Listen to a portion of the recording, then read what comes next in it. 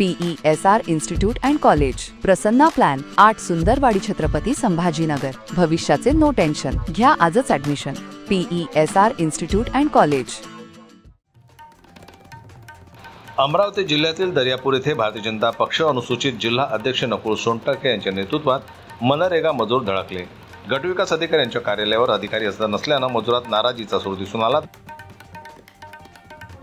अतिवृष्टीमुळे मागील 3 ते 4 महिन्यांपासून मजुरांना कोणताही रोजगार उपलब्ध नाही आहे। शेतीचे सर्व कामे ठप्प झालेले आहेत। त्यामुळे संपूर्ण मजुरावर उपासमारीची वेळ आता आलेली आहे। येवला येथील मजुरांनी मागील 7 महिन्यापासून ग्रामपंचायत प्रशासनाकडे नमुन्यानुसार रोजगाराची त्यांना मागणी केली होती आणि रोजगार हमीच्या कायद्यानुसार त्यांना 15 दिवसाच्या आत काम उपलब्ध करून देणे क्रमप्राप्त होते, परंतु प्रशासनाने याची कुठलीही दखल घेतली नाही।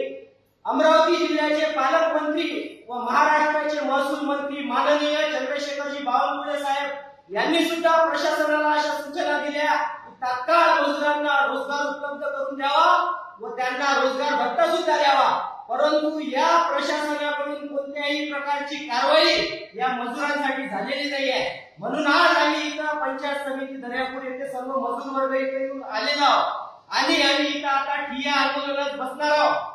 आणि माझ्या प्रशासनाला माझी अशी चेतावणी आहे की तातडीने त्यांनी जर निर्णय घेतला नाही तर याही पेक्षा तीव्र आणि आक्रमक आंदोलन या पंचायत समिती दर्यापूर येथे आम्ही करू।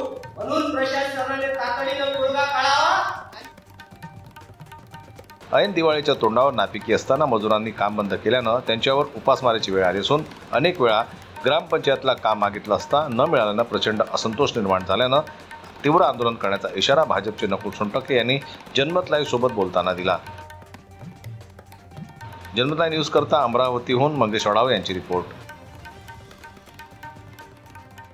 मराठी बातम्यांसाठी जनमत लाईव्हला लाईक करा, सबस्क्राईब करा आणि बेल आयकॉनला दाबायला विसरू नका।